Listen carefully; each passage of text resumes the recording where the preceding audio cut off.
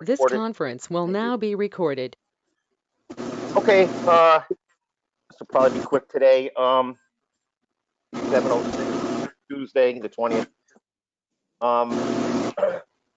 Like Larry just said, everybody got and they came a little late, but the department reports. If anybody has any questions on any particular department, I'll be happy to try to get one of the chiefs to answer it for you. Jim, you got to. I think you're on mute, buddy. You mute.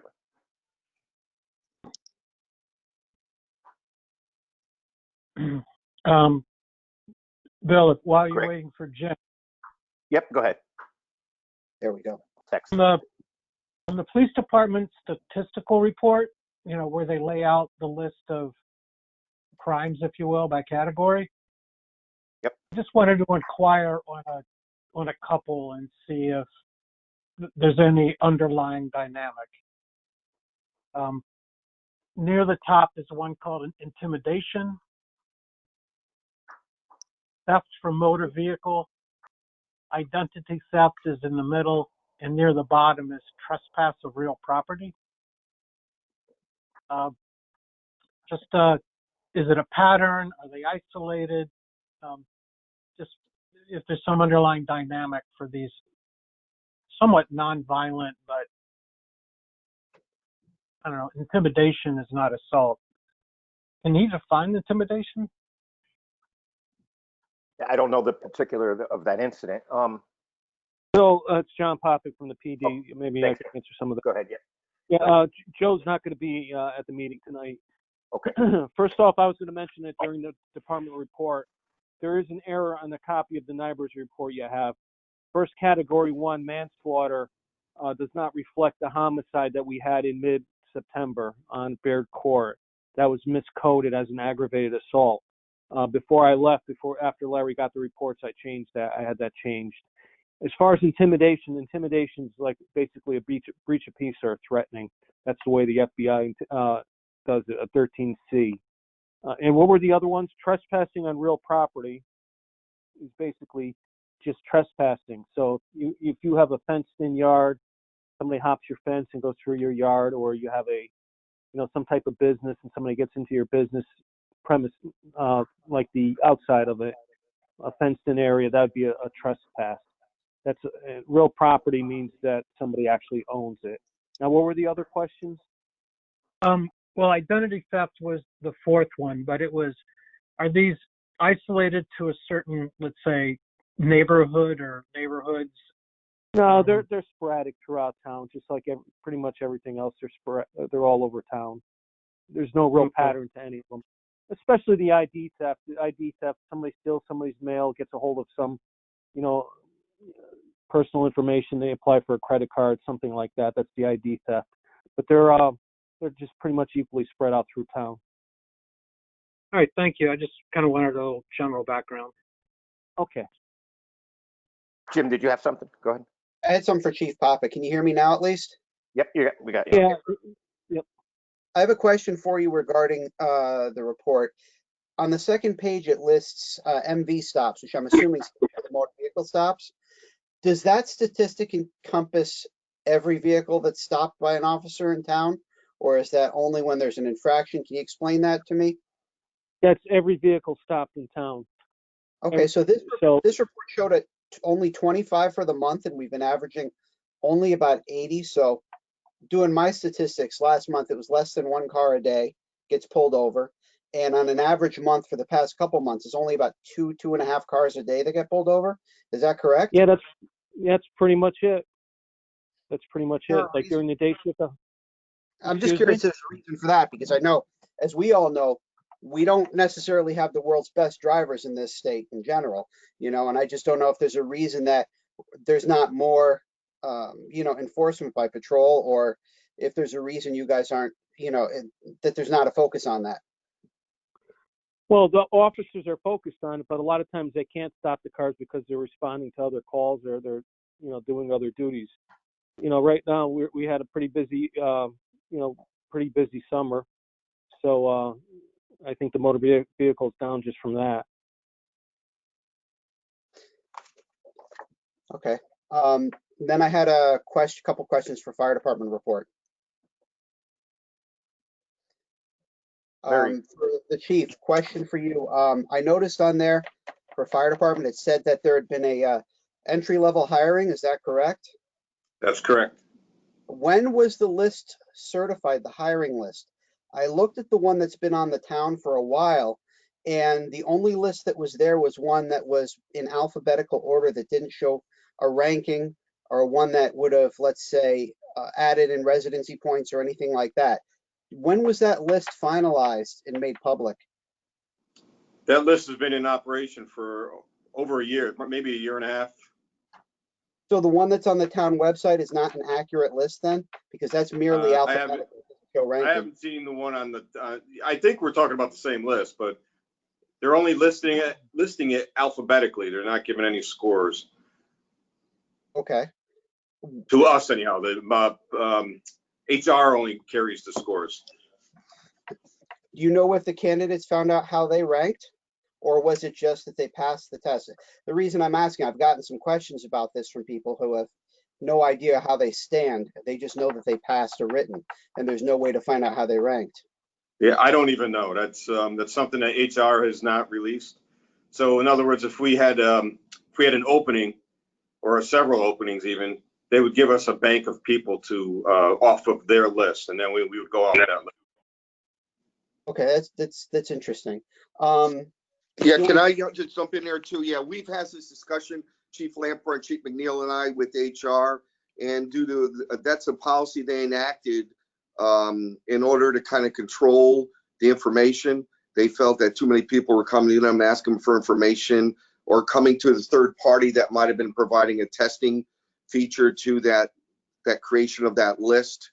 So, but if you have an issue or need information, Jim, I'm sure we can get it from HR. So.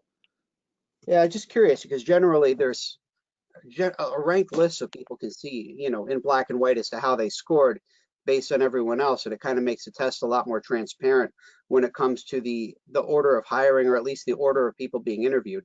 And it just doesn't seem to be able to be found anywhere on the town site that way. And it just could open up the town to some issues from people if they feel that they may have gotten a slight somehow, or let's just say some sense of transparency, going through some things like that now down where I work, and it could become a huge expense for the town, Yeah, you could check with HR on that. It's their policy. And a follow up on a question from last month. Have the EMS responses gone back to normal yet, or are they still on a modified response? I know Chief Hossetter last month had said that it was due to go back in service, but it had been delayed at the time. Do you know if that's gone back in yet? Correct. It has not. So we were getting ready to make the move, but as you know, the COVID cases have risen again. So we're just trying to follow that trend. We don't want to make a move and then end up coming back to where we are. What kind of guidelines do you guys foresee as to when you think it might be appropriate to resume? Is there like a matrix or a number that you guys have with regards to town infections, or how do you make that decision? We're kind of watching what the nation's going through. So if we see the trends going up, then we'll make a move. So right now we see that the second wave, so to speak, apparently is coming in. So before we make a move, we want to make sure it's stable. We're prepared to go back. We just don't want to make that move if we don't have to. We're trying to limit our exposure to our own guys, and we've done a great job with that. So we're trying to keep it that way. All right, thank you. Oh, also, Jim, on that question, just so it's on the record, we evaluated those modifications on the CAD to deployment based on scenarios. And anytime there was a scenario that we felt there was an inherent risk to the resident because of FD not being there, we re-included FD back on that call. So these are less egregious calls at preponderance of caution to the firefighter. We're restricting it, but it has no direct effect on any resident right now. So for example, let's say like the Delta level EMP calls would get them, whereas the Bravos wouldn't, for example, correct? Correct, right. Based on the CAD configuration, right. Thank you. Any other questions for any of the department heads or on the reports? Okay, complete street program. Larry, can you just give us a quick briefing on what this project was? You and I talked about it. I just want to get everybody up to speed here. It's a kind of a reimagining of the major thoroughfare, which is Main Street from the beach all the way up north. And the concept is it's a tie-in of the road system along with a defined bike path on the road system to a new invigorated walkways, wider walkways that allow more pedestrian safe traffic, and also to create sidewalks where they weren't ones at a time. And they're looking to begin some work in 2021 on the area from underneath the overpass on Main Street all the way up to the Barnum intersection of Main Street. I met with MetroCog on the subject, and immediately a couple warning signs came up. I told them I wanted to wait until I had the ability to meet with the fire chief and the police chief and EMS director to walk through that, because the street is going to be narrowed at certain points, and particularly in front of the train parking, as well as the street's going to be narrowed as well, with that narrowing of the road physically, and then narrowing the road with striping for bicycle path. And I was concerned with backup of traffic. I was concerned with the ability for EMS and fire to exit their buildings in emergency calls, if traffic was going to be impacted by that, or they were going to impact traffic either way. So we have not done that yet. I'm waiting for them to give me a map, and we're going to do a walkthrough on the major road, and then the four of us will get back to MetroCog and provide our concerns to them about the design. All right.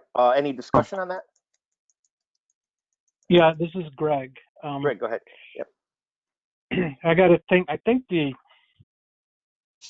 the complete streets dioramas or drafts, if you will, they've been evolving over 4 or more years, and it's frustrating that the public safety departments, didn't have an earlier opportunity to evaluate these impacts. I just wanted to make note of it so that, as the town council or all of our subcommittees, go forward with these various initiatives that we, cross the I's and dot the T's? Well, Greg, we did. I don't remember if any of my departments were there, but I know I was there and I voiced the concern, but it was just in the planning stage. I think this is getting a little bit more close to the execution stage. So it's been updated, but it still remains the same concerns that we had, 18 months ago, 2 years ago. Okay. And just for the record, I could be way off base. It's just that I just want to make sure that all the public safety departments see it, just to make sure that there's no issues with vehicles clearing the aprons in case of an emergency. That's all. That's good. Thank you, Larry. All right. Any other questions for Larry on the complete street program? Yeah, go. This is Laura Dancho. On the complete streets, the bike path part of it, I'm assuming the bike path would go on both sides of the street since you're supposed to be riding a bike with traffic. Is this going to be connected anywhere, or is there a way to see what the whole path would be, or is this just going to be sections of bike paths? Well, I think the whole plan is that it's going to be connected from the water up to, the Merritt Parkway. But this is just the area that they're working in right now. And there's no area that's already completed a partial bike path. I don't think so, no. Yeah, I don't think so either. Okay. I'm just wondering about Nichols Avenue, because Nichols Avenue has the really wide shoulders in some of the areas. And I was wondering if part of it was going to go down Nichols Avenue as well. One note is that I asked if in certain areas where there perhaps might be a narrowing of the road, or at least a perceived narrowing of road, if the bike paths could go onto the sidewalk, and the answer was no. Yeah, that, they can't. They can't. So. Yeah. Just the last comment.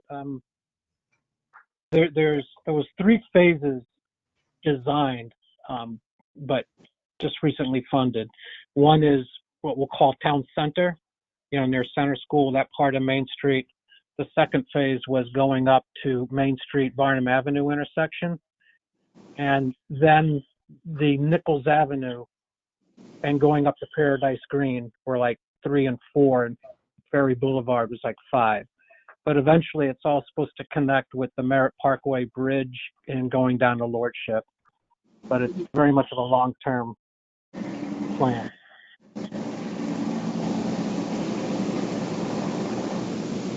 Larry, I'm sorry, Greg. Larry, is there any timeline on this project? As I know right now, no, I don't know of a timeline. I just know that this area was the area of original focus. That's all that we're concerned with. So part of Complete Streets, I was thinking, was like making the curbs handicap accessible into pedestrian walkways. Is that that's part of Complete Streets as well, right? Yes, I believe so. Yeah. That's been done throughout in a few different areas. So it's just the bike paths that would be an issue with the narrowing of the roads in certain areas.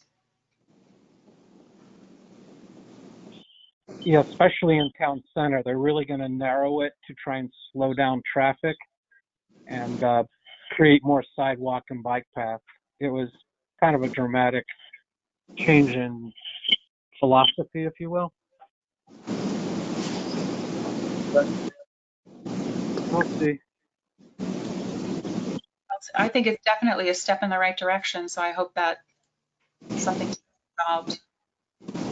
Get it worked around somehow.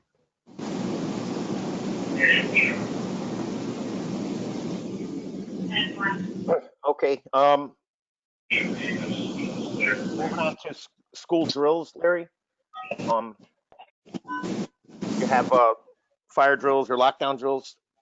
Yeah, I'll let Brian talk about the fire drills, and then I'll mention on the lockdown drills. So go ahead, Brian. All right, so the fire drills are, the concept is no different than it's always been. The change is that the fact that the schools are going in 2 different shifts, basically. So we have to double up on fire drills in the schools. So if you're going to school Monday and Tuesday and off Wednesday, Thursday, Friday, we're going to do fire drills on Monday and Tuesday. We're also going to do them for the later half of the week also. So just picture doubling up on the fire drills that are required for the year. Lockdowns, same thing, the same concept. We're giving a little bit more leeway with the lockdowns, where the kids, if they have to if they have to stay put in a corner or whatever, and instead of huddling, we're letting them spread out a little bit, be a little bit more relaxed on that, as long as they understand the concept. So the teachers have a lot of training to do, and the administration has a little bit more training to do to explain the whole concept to the kids, and they pick up on it. They do an awesome job. They do a better job than the adults, to be honest with you. So yeah, everything's working well though. Nobody's giving us a hard time. Thank you. Greg Can. Go ahead, Greg. Thank you, Bill. My 7-year-old grandson's sitting next to me, and he's homeschooled, and he just whispered, "Do we do fire drills at home?"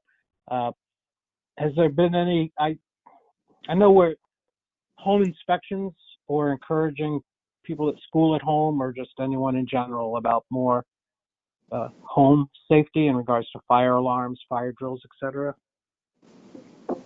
Well, we've always pushed that, Greg. And you're more than welcome to ask for assistance. We do get calls. we get a lot of calls from the elderly, believe it or not, and they want that kind of guidance and security, and we have no problem going out to assist them. I have not heard of many calls from the younger crowds looking for fire drills, but we do push that. This is Fire Prevention Month. We look at it a month now, and that's something that I'll pass on to the fire marshal. Make sure he gets something out in the news. Okay. I just bought a ladder for the second floor after 25 years. So, thank you. Got it. Be careful climbing that thing. I caught my girlfriend's husband trying to get up. No, I'm sorry.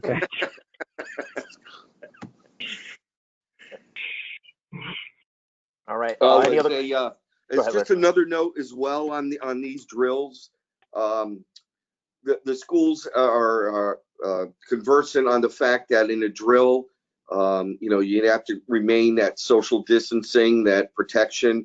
But in the case of a real event, the fire supersedes anything to do with COVID at all.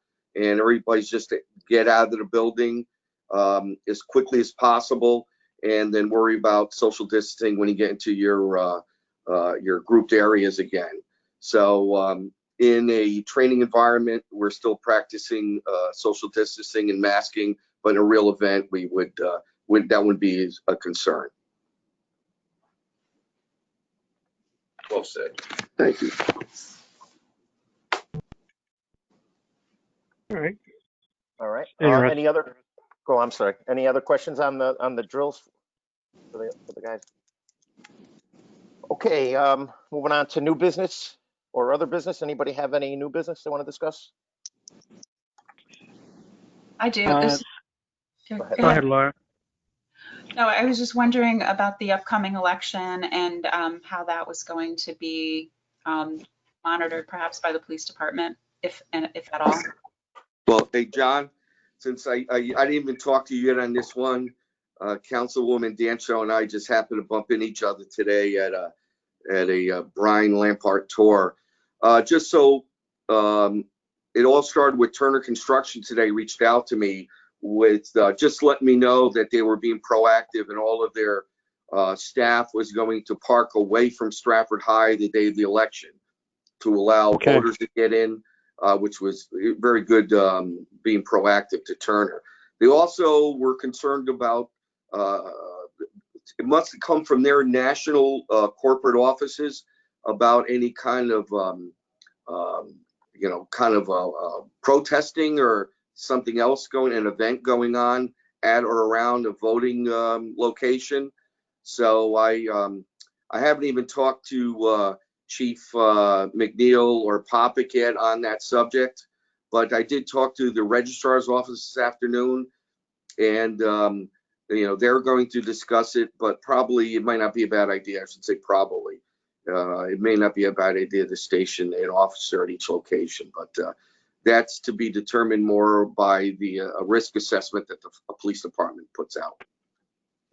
Yeah, right. As of now, we have no intelligence telling us there's any protests that are going on for Election Day. And normally that's what we do. We speak to the registrar's office and we come up with a list of schools and we post officers at those schools on an overtime basis. That's typically what we do every year.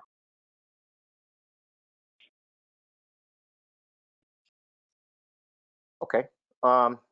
Any other new business or other business?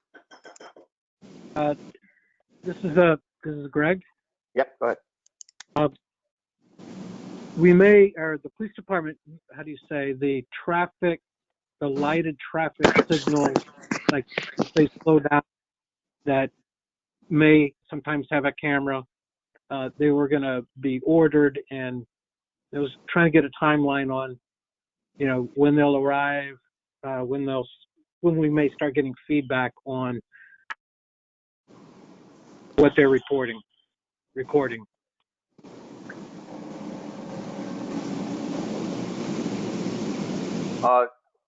Chief Popick, you have anything on that? Yeah, Bill, I'm getting a lot of feedback on. I'm getting like a staticky noise, but Yeah, I'm hearing that too. if he meant the radar speed signs, I was going to actually talk about that. but the 2 radar speed signs have been ordered and they're scheduled to ship on November 9th. So we should have them shortly thereafter, and we could start a program with them. I think that's what he asked, but it was kind of breaking up. Yeah, Yep. sorry, but yeah, that answers the question. Okay. Yeah, anytime after November 9th, they've been ordered. We ordered them in September. There was about a 6 to 8 week backlog on them. We just got word that they're going to be shipped on the 9th of November. All All right. right, good. We'll be looking forward to that Okay. when the data comes in. Good, thank you. All right, any other new business? All right, make a motion to adjourn. Anyone? Jim, thank you. Anyone second? Laura, thank There you. goes Laura. Okay, Good. thank you very much. Okay. Thank you, everyone. Good night, everybody. Good night. Thanks. Bye-bye. Bye-bye.